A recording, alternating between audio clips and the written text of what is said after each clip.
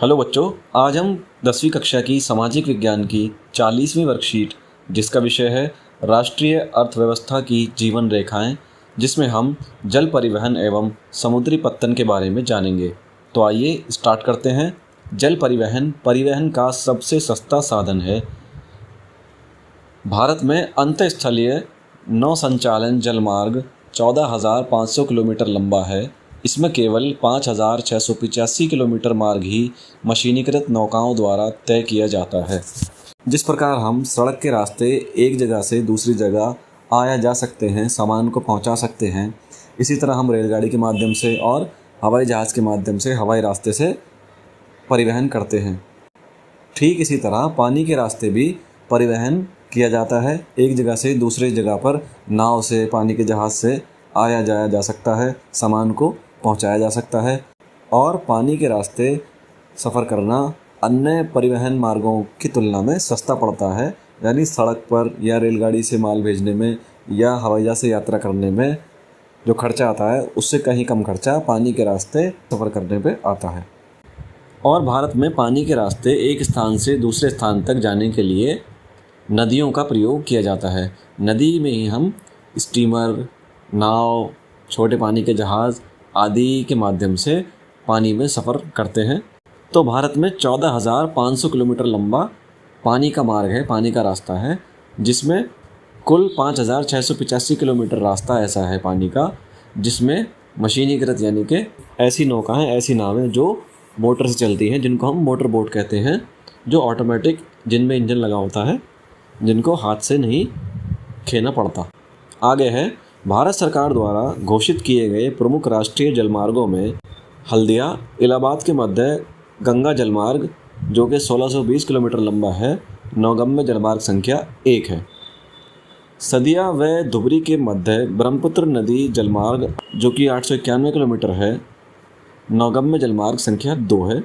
और केरल में पश्चिम तटीय नहर कोट्टापुरम से कोल्लम तक कुल 205 किलोमीटर लंबा नौगम्य जलमार्ग संख्या 3 का विशेष महत्व है। जिस प्रकार सरकार द्वारा पूरे देश में सड़कों का जाल फैलाया गया है, उनको हम राष्ट्रीय राजमार्ग, राजकीय राजमार्ग के नाम से जानते हैं, इसी प्रकार पूरे भारत में पानी के जो रास्ते हैं वह नौगम्य जलमार्ग के नाम से जाने जाते हैं। नौगम्य जलमार्ग संख्या 1, ये जो पानी का रास्ता है, ये गंगा नदी द्वारा बनाया गया है। इसके माध्यम से 1620 किलोमीटर लंबा सफ़र पानी के रास्ते तय किया जा सकता है। और नौगम्य जलमार्ग संख्या 2, यह ब्रह्मपुत्र नदी के पानी के द्वारा बनाया गया रास्ता है, जो कि 891 किलोमीटर लंबा है।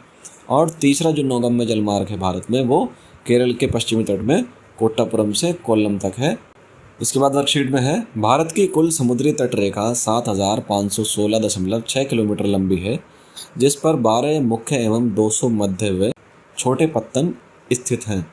यानी भारत का जो प्रायद्वीपीय भाग है, जो निचला भाग समुद्र से सटा हुआ है, तीनों ओर से समुद्र से घिरा हुआ है, वहाँ जो सीमाएं हमारी बनती हैं वे समुद्र से मिलती हैं, भारत की सीमाएं, तो उनको हम तटीय सीमा कहते हैं। और भारत की कुल तटीय सीमा की जो लंबाई है वो 7,516.6 किलोमीटर लंबी है। और इस पर 12 मुख्य पत्तन यानी कि बंदरगाह हैं। अब बंदरगाह किसको कहते हैं? बंदरगाह या पत्तन वह स्थान है जहाँ पानी के जहाज़ आकर के ठहरते हैं, रुकते हैं और वहाँ से सवारियाँ और सामान को लादते हैं और छोड़ते हैं। जिस तरह बस अड्डा होता है, रेलवे स्टेशन होता है, हवाई अड्डा होता है, इसी तरह पानी के जहाज़ का जो अड्डा होता है उसको हम पत्तन या बंदरगाह कहते हैं। तो भारत की तटीय सीमा पर 12 प्रमुख बंदरगाह हैं जो बड़े बड़े हैं, और इसके अलावा मध्य आकार के और छोटे लगभग 200 बंदरगाह भारत की तटीय रेखा पर, भारत की तटीय सीमा पर हैं। इसके बाद है, कराची बंदरगाह की कमी को पूरा करने के लिए और मुंबई बंदरगाह पर दबाव को कम करने के लिए स्वतंत्रता के बाद सबसे पहले कांडला बंदरगाह को विकसित किया गया। यह एक ज्वारीय बंदरगाह है। यानी भारत जब स्वतंत्र हो गया तो जो बंदरगाह भारत का था कराची का, वो अब पाकिस्तान के पास चला गया। तो उसकी कमी को पूरा करने के लिए भारत में एक और बंदरगाह बनाया, जो कि कांडला के नाम से जाना जाता है। यह एक ज्वारीय बंदरगाह है, यानी समुद्र का पानी जब तटों की ओर चढ़ता है तब इस बंदरगाह का प्रयोग आसान हो जाता है। इसके बाद है मुंबई सबसे बड़ा और पोर्ट ब्लेयर सबसे छोटा बंदरगाह है। चेन्नई हमारे देश का प्राचीनतम कृत्रिम बंदरगाह है। व्यापार की मात्रा व लादे गए सामान के संदर्भ में मुंबई के बाद इसका दूसरा स्थान है। यानी भारत की तटीय सीमा पर सबसे बड़ा बंदरगाह मुंबई में है और सबसे छोटा पोर्ट ब्लेयर में है। चेन्नई हमारे देश का सबसे पुराना बंदरगाह है। व्यापार की मात्रा और लादे गए सामान यानी जिस बंदरगाह से सबसे ज़्यादा व्यापार होता हो, सबसे ज़्यादा लोग आते जाते हों, सबसे ज़्यादा सामान की आवाजाही होती हो, उसके हिसाब से मुंबई प्रथम नंबर पर है और दूसरे नंबर पर चेन्नई का बंदरगाह आता है। आगे है केंद्रीय आंतरिक जल परिवहन निगम की स्थापना 1967 में कोलकाता में की गई थी। England waterways authority of India की स्थापना शिपिंग एवं समुद्री आवागमन के उद्देश्यों को पूरा करने के लिए 1986 में की गई थी। यानी देश के आंतरिक भागों में जल परिवहन को सुगम बनाने के लिए कोलकाता में 1968 में एक निगम की स्थापना की गई। साथ ही inland waterways authority of India की स्थापना शिपिंग एवं समुद्री आवागमन के उद्देश्यों को पूरा करने के लिए 1986 में की गई थी। आगे है रेलवे के आवागमन से पहले जल परिवहन लोगों और वस्तुओं के आवागमन का प्रमुख साधन था। वर्तमान में जल परिवहन एक सस्ता, पर्यावरण अनुकूल एवं ईंधन प्रभावी परिवहन है। यानी जब तक रेल परिवहन का विकास नहीं हुआ था उससे पहले तक जल परिवहन लोगों का और वस्तुओं को आने जाने का एक प्रमुख साधन था और आज भी जल परिवहन एक सस्ता साधन है। साथ ही ये पर्यावरण के लिए अनुकूल है क्योंकि इसमें अधिक ईंधन खर्च नहीं होता जितना कि पेट्रोल, डीजल, अन्य मोटर गाड़ियों को चलाने में होता है। इस परिवहन का प्रयोग भारी वस्तुओं की ढुलाई के लिए अधिक उपयुक्त है। भारत में कुल यातायात में आंतरिक परिवहन का योगदान 1% है। देश के कुल अंतर्राष्ट्रीय व्यापार का 95% समुद्री पत्तन के माध्यम से होता है। यानी भारी वस्तुओं को एक जगह से दूसरी जगह पहुंचाने के लिए जल परिवहन सबसे अच्छा साधन है।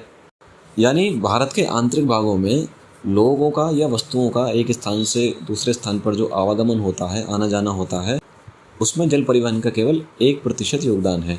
यानी जितना भी आवागमन होता है उसमें केवल 1% जल मार्ग से होता है। जबकि अंतर्राष्ट्रीय व्यापार जो भी भारत का दूसरे देशों के साथ होता है उसमें 95% जो वस्तुएं हैं, जो सामान है, वो जल परिवहन के माध्यम से ही आयात एवं निर्यात होता है। तो आइए अब इनके प्रश्नों की ओर चलते हैं। जल परिवहन के प्रमुख साधन कौन कौन से हैं? जल परिवहन के प्रमुख साधन हैं नाव, स्टीमर, मोटर बोट और पानी का जहाज़। दूसरा प्रश्न है जल परिवहन अन्य परिवहन की तुलना में सस्ता होता है क्यों? क्योंकि मोटर बोट या पानी के जहाज़ को चलाने में अन्य वाहनों की तुलना में कम ईंधन फूकता है जिसके कारण कम लागत आती है और ये सस्ता होता है। तीसरा प्रश्न है भारत के प्रमुख राष्ट्रीय जलमार्गों के नाम लिखिए।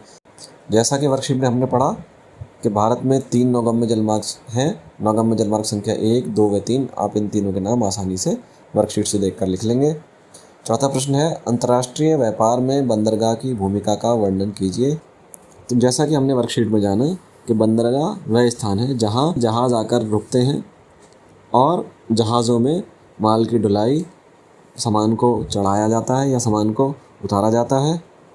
और भारत में जितना भी व्यापार होता है उसका 95% इन्हीं बंदरगाहों के कारण होता है क्योंकि इन्हीं बंदरगाहों से सामान को पानी के जहाज़ों पर लादा जाता है और अन्य देशों में भेजा जाता है। साथ ही दूसरे देशों से जो सामान आता है वह भी इन बंदरगाहों पर ही पानी के जहाज़ से उतारा जाता है और फिर देश के अन्य भागों तक भेजा जाता है। तो अगर ये बंदरगाह ना हो तो फिर जलमार्ग के रास्ते परिवहन करना संभव नहीं होगा और अन्य रास्तों से अगर सामान को लाया जाएगा तो वह इस जलमार्ग की तुलना में बहुत अधिक महंगा पड़ेगा। इसलिए बंदरगाहों का अंतर्राष्ट्रीय व्यापार में महत्वपूर्ण योगदान है। धन्यवाद। और वीडियोस देखने के लिए इस चैनल को सब्सक्राइब करें।